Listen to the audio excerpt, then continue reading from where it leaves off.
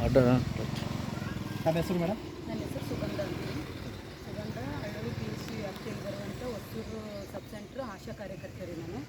ಆಯಿತು, ಇಲ್ಲಿ ಸಮಸ್ಯೆ ಏನಂದ್ರಿ ಸರ್, ಮೊದಲು ಆಶಾಲತಾ ಮತ್ತು ಶಾಯಿ ಪ್ರಸಾದ್ ಅನ್ನೋರು ಮೇಡಮ್ ಅವರು ಮೊದಲು ಇಲ್ಲಿ ಹಳ್ಳೊಳ್ಳಿ ದಂಡುಗುಂಡು ಸಂಕನೂರಲ್ಲಿ PHCO ಆಗಿ ಕೆಲಸ ಕಾರ್ಯನಿರ್ವಹಿಸ್ತೀರಿ. ಅದೇ ರೀತಿಯಾಗಿ ಮತ್ತು LHV ಚಾರ್ಜ್ ತೊಗೊಂಡಿದ್ದೀರಿ ಸರ್. LHV ಚಾರ್ಜ್ ತೊಗೊಂಡು ಅದನ್ನು ನಿಭಾಯಿಸ್ತೀರಿ. ಅದ್ರ ಜೊತೆಗೆ ಅವರು ಏನು ಕೆಲಸ ಮಾಡ್ತೀರಂದ್ರಿ ಸರ್, ಯಾವುದೇ ಇರಲಿ ಸರ್, ಒಂದು ವ್ಯಾಕ್ಸಿನ್ ಕೊಡಬೇಕಿತ್ತಂದ್ರೆ ನಮ್ಗೆ ಆಶಾ ಕಾರ್ಯಕರ್ತೆಯಾಗಿ ತಿಳಿದ ಪ್ರಕಾರ ವ್ಯಾಕ್ಸಿನ್ ರೆಡಿ ಆದನ ಹಿಡಿದು ಪೂರ್ತಿ ಮಗುವಿನ ಬಾಡಿದಾಗ ಹೋಗೋತನ ಅದು ಕೋಲ್ಡೇ ಇರ್ಬೇಕ್ರಿ ಸರ್. ಕೋಲ್ಡೇ ಇರುವಂಥ ವ್ಯಾಕ್ಸಿನ್ ಏನು ಮಾಡ್ತೀರಿ ಮೇಡಮರು, ಇವರು ಆಶಾಲತಾ ಮೇಡಮರು ಅದು ಬ್ಯಾಗ್ ಮೂಲಕ ಹಾಕೊಂಡು ಹೋಗಿ ಮಕ್ಕಳಿಗೆ ವ್ಯಾಕ್ಸಿನ್ ಕೊಡೋ ಪ್ರಯತ್ನ ಮಾಡ್ಯಾರಿ. ಆಶಾಲತಾ ಮೇಡಮ್ ಅಂದರೆ ಯಾರು ಅವರು, ಏನು ಹುದ್ದೆ ಅವ್ರದ್ದು? ಅವರು ಈಗ ಅವಾಗ PHO ಮೇಡಮ್ ಅವ್ರಿದ್ರು, ಈಗ ಇದು LHV ಮೇಡಮ್ ಆಗಿ ಬಂದಾರೆ. ಈಗ ನಂಬಲ್ಲಿ ಹಿಂದೆ 1 ವರ್ಷ ಹಿಂದೆ ನಂಬಲ್ಲೇ ವರ್ಕ್ ಮಾಡ್ಯಾರಿ. ಅವರು 1 ವರ್ಷ ಹಿಂದೆ ಇದು PHO ಆಗಿ ವರ್ಕ್ ಮಾಡ್ಯಾರಿ, ಮತ್ತು ಚಾರ್ಜ್ LHV ಆಗಿನೂ ವರ್ಕ್ ಮಾಡ್ಯಾರಿ ಮೇಡಮ್ ಅವರು. ಈಗ ಪರ್ಮನೆಂಟ್ LHV ಆಗಿ ಈಗ ಪೋಸ್ಟ್ ಬಂದಾರಿ. ಮತ್ತು ಅವರಿಗೆ ನಾವು ಈಗ ತಾನೇ ಅಲ್ಲಿ ಡಾಕ್ಟರ್ ಹತ್ರ ಕೇಳಿದಾಗ ಅವ್ರು ಹೇಳಿದ್ರು ನಾವು ಇನ್ನೂ ಚಾರ್ಜ್ ತೊಗೊಂಡಿಲ್ಲ ಅಂತ ಹೇಳ್ತಾ ಇದ್ದಾರೆ.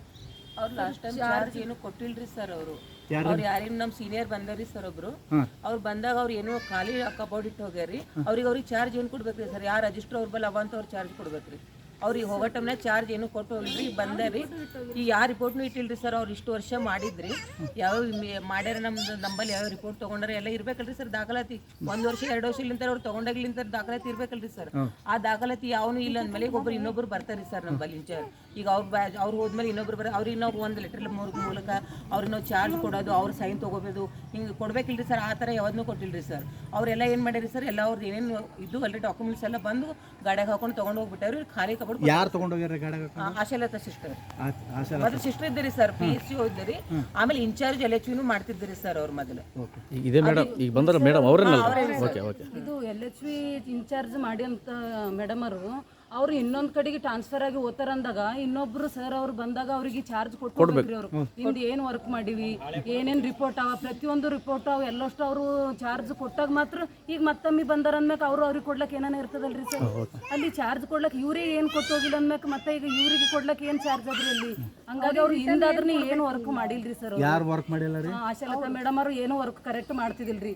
ಅಷ್ಟೇ ಅಲ್ಲಿ ನಮ್ಮ ಪ್ರಕಾರ ಅಂಗನವಾಡಿ ಮೇಡಮ್ ಅವರು ಮಾತಾಡಿದ ಪ್ರಕಾರ ಅಲ್ಲಿ ಓದ್ತಿರಂತ್ರಿ ದಂಡುಗುಂಡಕ್ಕೆ ಹೋಗೋದು, ಬರೀ GPS ಫೋಟೋ ಹಾಕೋದು ಆಯ್ತು. ಅವ್ರ ಪೇರೆಂಟ್ಸ್ ಏನೋ ಬರ್ತೀವಿ ಜರ ಇಂಜೆಕ್ಷನ್ ಮಾಡಿಸ್ಕೊಳಕ್ಕೆ ಮಕ್ಳಿಗೆ ಕರ್ಕೊಂಡು ಹೊಂಟಿವಿ ಜರ ನಿಂದ್ರಂದ್ರೂ ಏನು ಅಂತೀರಂತ್ರಿ, ಇಲ್ಲಮ್ಮ ನಂದು ಟೈಮ್ ಆಗ್ಯದ ಆಯ್ತು ನಾವು ಇಂಜೆಕ್ಷನ್ ಕೊಡೋದ ಕೊಟ್ಟಿನಿ ಹೊಂಟಿ ನೋಡಂತ ಹಿಂಗೆ ಹೋಗ್ಬಿಡ್ತೀರಂತ್ರಿ ಸರ್. ಅಂದರೆ ಉಡಾಫೆ ಉತ್ತರಗಳನ್ನು ಉಡಾಫೆ ರೀ ಸರ್. ಈಗ ಕೆಲಸನೇ ಉಡಾಫೆ ರೀ.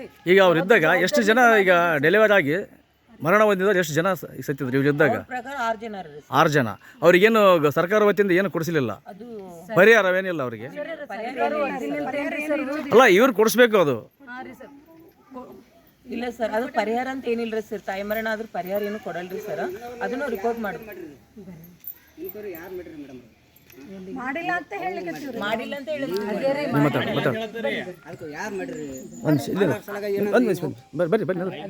ಈಗ ಮೇಡಮ್ ಇಲ್ಲಿ ನೋಡ್ರಿ, ತಾಯಿ ಕಾರ್ಡ್ದಾಗ ಕೆಲವು ಮಂದಿ ದುಡ್ಡು ತೊಗೊಂಡಾರ. ದುಡ್ಡು ತೊಗೊಂಡು ಎಷ್ಟು ಜನ ತೊಗೊಂಡು ತಾಯಿ ಕಾರ್ಡ್ ಮಾಡ್ತಾರೆ? ತಾಯಿ ಕಾರ್ಡ್ ಮಾಡ್ಯಾರ. ಒಬ್ಬೊಬ್ರು ಏನದ ತೊಗೊಂಡಿಲ್ಲ. ನಮ್ಮ ದಂಡುಗುಂಡು ಇದೇ ತರ ರೀ ಸರ್. ನಾವು ಈಗ ನಮ್ಗೆ ಯಾವಾಗಾದ್ರೆ ನಮ್ಗೆ ಭಾಳಷ್ಟು ಹೆಲ್ಪ್ ಮಾಡ್ಯಾಳ. ಪಾಪ ಎಲ್ಲದನ್ನ ಗರ್ಭಿಣಿ ಇದ್ದವ್ರಿಗೆ ಅವ್ರಿಗೆ ಮನೆಗೆ ಹೋಗಿ ನನ್ನ ಮಗಳು ಗುಲ್ಬರ್ದಾಗ ಹಾಸ್ಪಿಟ್ಲಾಗ ಬಿದ್ದರು, ಒಬ್ಬರು ಒಂದು ಕೇರ್ ಮಾಡಲ್ಲ. ಅವಾಗ ಫೋನ್ ಹಚ್ಚಾಗ ಅವಾಗ ಬಂದು ದವಾಖಾನ್ಯಾಗ ಬಂದು ಇದು ಮಾಡ್ಯಾಳ್ರಿ. ಅದೇ ರೀ ಸರ್. ಅದಕ್ಕಾಗಿ ನಾವೇನಂತೀವಿ ರೀ, ಹಿಂದಿನ ದಿನಗಳು ಹಿಂಗೆ ಆಗ್ಯದಲ್ರಿ ಸರ್. ಈಗ ನಮ್ಗೆ ತಿಳಿದ ಪ್ರಕಾರ ವ್ಯಾಕ್ಸಿನ್ ಈ ಥರ ಕೊಡ್ಬೇಕನ್ನೋದಲ್ಲ, ಆ ವ್ಯಾಕ್ಸಿನೇ ಕರೆಕ್ಟಾಗಿ ಮಕ್ಕಳಿಗೆ ತಲುಪಿಲ್ಲ ಅಂತಂದ್ರೆ ಈಗ ಮುಂದೆ LHV ಆಗಿ ಮುಂದೆ ಪರ್ಮನೆಂಟಾಗಿ ಇನ್ನೊಬ್ರಿಗೆ ಹೇಳೋಂಥ ವ್ಯಕ್ತಿ ಆಗ್ತಾರೆ ರೀ. ಮೊದಲು ಕೆಲಸ ಮಾಡುವಂಥವ್ರು ಇದ್ದರು ರೀ, PHO ಮೇಡಮೇ ಕೆಲಸ ಮಾಡುವಂಥವ್ರು ಇದ್ದರು. ಈಗ ಮುಂದೆ ಇನ್ನೊಂದು PHO ಮೇಡಮರಿಗೆ ಅವ್ರು ಹೇಳುವಂಥವ್ರು ಆತರ. ಅವರೇ ಮಾಡಿಲ್ಲ ಅಂದ್ಮೇಲೆ ಇನ್ನೊಬ್ರಿಗೆ ಏನು ಹೇಳ್ತಾರೆ ಅನ್ನೋದು ಒಂದೇ ಇದು ಉದ್ದೇಶ ರೀ ಸರ್ ನಮಗೂ. ಆ ಉದ್ದೇಶನ ಇದು ಮಾಡ್ತೀವಿ ಅಷ್ಟೇ. ಅದಕ್ಕೆ ಅವರು ಈಗ ನಮ್ಮಲ್ಲಿ LHV ಮೇಡಮ್ ಆಗಿ ಮುಂದೆ ಬ್ಯಾಡ ಅಂತ ಹೇಳಕ್ಕೆ ಇಷ್ಟಪಡ್ತೀನಿ ಸರ್. ಈಗ ಆಲ್ರೆಡಿ ಮತ್ತೆ ಈಗ ಮೇಡಮ್ ಅವರಿಗೆ ಬೇರೆಯವರು ಹೇಳಿದ್ರ ಪ್ರಕಾರ ಅವರಿಗೆ ತಾಯಿ ಕಾರ್ಡನ್ನು ತುಂಬಕ್ಕೆ ಬರಲ್ಲ ಅಂತ ನಾನು ಕೇಳ್ಪಟ್ಟಿದ್ದೀನಿ. ಇದು ನಿಜಾನಾ? ಎಲ್ಲ ಅಲ್ಲಿ ವರ್ಕ್ ಮಾಡೋರು ಮೇಡಮ್ ಅವ್ರಿಗೆ ಏನೋ ತುಂಬಾ ಬರಲ್ಲ ಅಂತ ಹೇಳ್ತಾರೆ, ಎಲ್ಲ ಆಶಾ ಕಾರ್ಯಕರ್ತರೇ ತುಂಬ್ತಾರಂತ ಜನರು ಹೇಳ್ತಾ ಇದ್ದಾರೆ. ಅದ್ರ ಬಗ್ಗೆ ತಾವೇನು ಹೇಳಕ್ಕೆ ಇಚ್ಛೆ ಪಡ್ತೀವಿ? ಕೆಲವೊಂದು ತಪ್ಪು ಸಂದೇಶ ಹೋಗಿಬಿಟ್ಟದ, ಆದರೆ ಕರೆಕ್ಟ್ ಅದು ಏನೋ ಬರೆಯೋದು ಏನೋ ಬರೆದು ಬಿಟ್ರ ಅಂತ ಒಳಗಡೆ, ಮುಂದೆ ಅವ್ರಿಗೆ ಬೆನಿಫಿಟ್ ಸಿಗೋದಿಲ್ಲ. ಒಬ್ರು ಪಾಲಕರು ಒಬ್ರು ಇದೇ ತರ ಈಗ ಇವ್ರು ಹೆಂಗ್ ದೊಡ್ಡಗುಂಡದವ್ರು ಬಂದಿದ್ದಾರೆ, ಮುಕ್ಸುತ್ತಲೇ ಕೇಳ್ರಿ ಅವ್ನ ಮಗಳಿಗೆ ಆದ್ರೆ ಪಾಪ ಅವರು ಅವ್ರೇನ್ ಹೇಳ್ತಾ ಇದಾರೆ, ಅವ್ರಿಗೆ ತಾಯಿ ಕಾರ್ಡೇ ಬರೆಯಕ್ ಬರಲ್ಲ ಅಂತ ಹೇಳ್ತಾರೆ. ಇದು ನಿಜನಾ ಸುಳ್ಳ? ತಾವು ಒಂಚೂರು ಹೇಳಿ.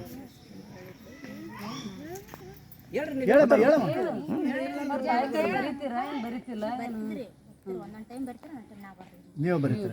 ಅದು ಬರೆಯೋದು ಇನ್ಚಾರ್ಜ್ ಯಾರು? ಅವ್ರಿಗಿರುತ್ತಾ ನಿಮಗಿರುತ್ತಾ? ಅವ್ರಿಗೆ ಇರುತ್ತೆ. ನೀವು ಬರಿತಾ ಇದ್ದೀರಾ? ಅವರು ಒಬ್ಬರೇ ನಮ್ಗೆ ಇನ್ನೊಬ್ರು ಸರ್ ಜೊತೆ ಬರಲಿಲ್ಲ ಅಂದ್ರೆ ಒಬ್ಬರೇ ಬಂದಾಗ ಬರ್ತೀವಿ. ಬರೋದಿಲ್ಲ ಸರ್. ತಮ್ಮ ಹೆಸರಮ್ಮ? ವಿಜಯಲಕ್ಷ್ಮಿ. ಯಾವರಮ್ಮ? ಸಂಕನ.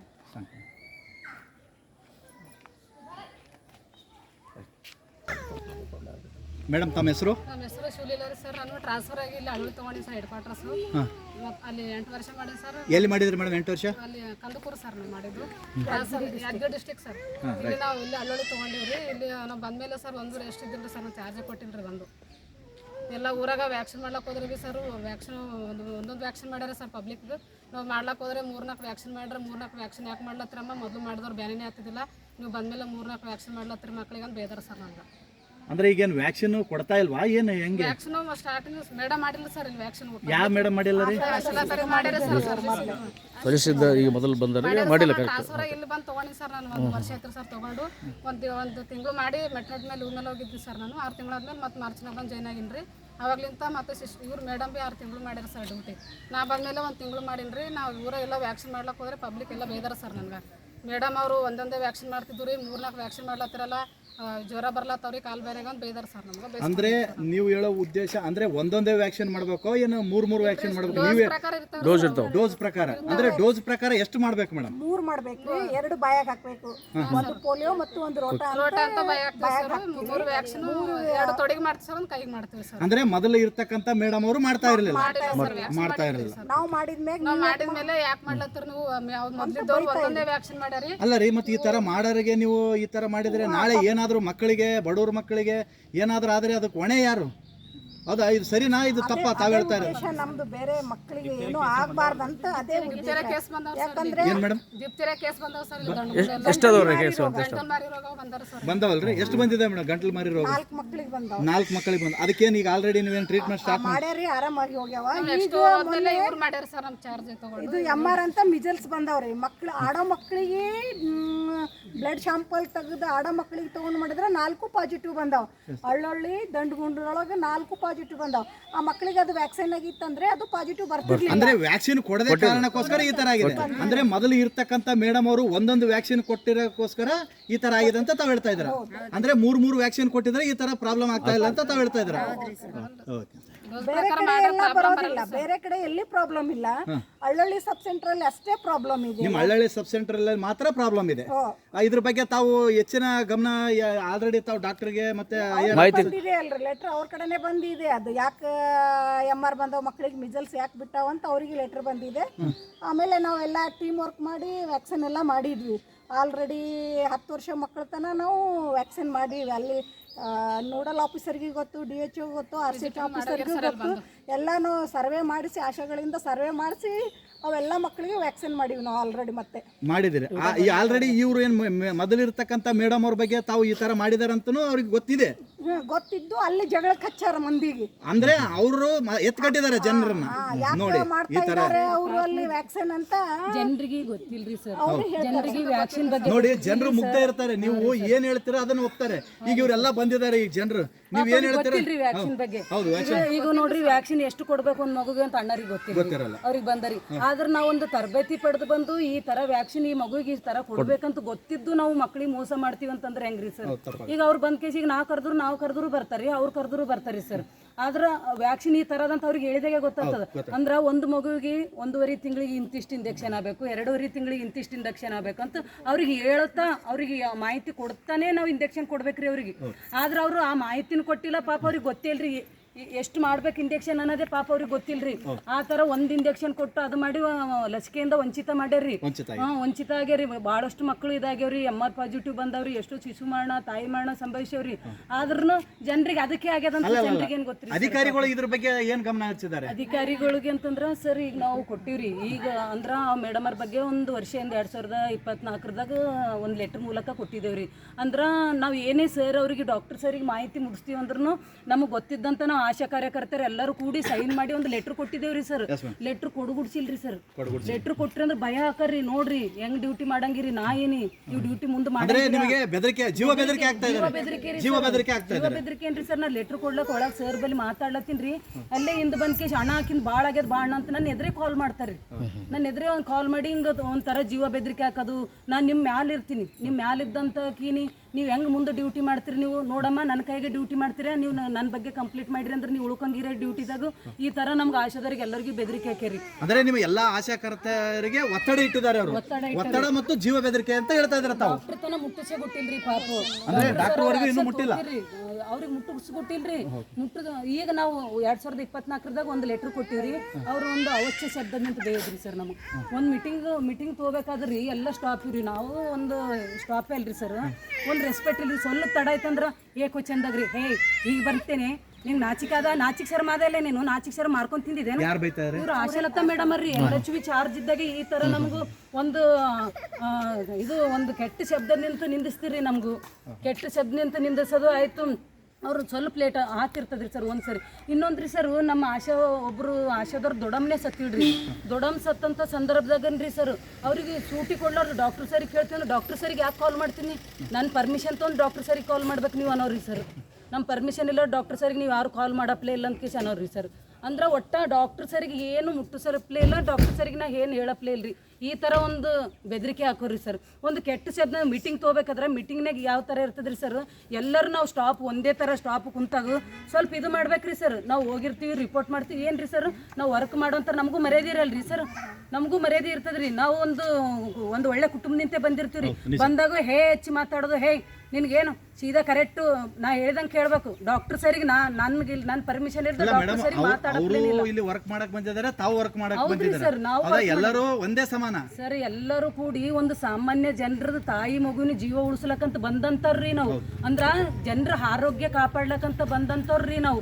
ಈಗ ನಾವು ಮನಿ ಮಟ್ಟತನ ಹೋಗೇಸಿ ನಾವು ಅಲ್ಲಿ ಎಲ್ಲ ಏನದಂತ ಜನರಿಗೆ ಮಾಹಿತಿ ಮುಡ್ಸೋರೇ ನಾವ್ರಿ ಸರ್. ನಾವು ಹಾ ರೀ ಸರ್, ನಾವು ಬಂದು ಅದೇ ರಿಪೋರ್ಟ್ ನಾವು ಮಂತ್ಲಿ ಮೀಟಿಂಗ್ನಾಗ ಕೊಡ್ತಿರ್ತೀವ್ರಿ. ಆಮೇಲೆ ಏನನ್ನೋರಿ ಅಲ್ಲಿ ಎಲ್ಲ ಮೀಟಿಂಗ್ನಾಗ ನೋಡ್ರಿ ಸರ್ ನಮಗೂ ಕೆಟ್ಟ ಕೀಳಾಗಿ ನಡ್ಸ್ಕೊಂಡಾರಿ ಸರ್. LHV ಚಾರ್ಜ್ ಇದ್ದಾಗೆ ಈ ಥರ ನಡ್ಸ್ಕೊಂಡಾರ ಅಂದ್ಮ್ಯಾಕ ಈಗ ಪರ್ಮಿಟ್ ಬಂದ್ರಂದ್ರ ಅವ್ರು ಇದ್ರಂದ್ರ ನಾವು ಇಡೀ ಸ್ಟಾಪ್ ವರ್ಕ್ ಮಾಡಲ್ರಿ ಸರ್. ನಾವು ಒಂದು ಅವ್ರು ಇರ್ಬೇಕ್ರಿ ಸರ್, ಒಂದು ನಾವು ಇರ್ಬೇಕ್ರಿ ಸರ್. ಹೌದಿಲ್ಲ? ನಮಸ್ಕಾರ ಸರ್. ನಂದು ಸುರು ಪಕ್ಕೆಯಿಂದ 7 ಗ್ರಾಮ ರೀ.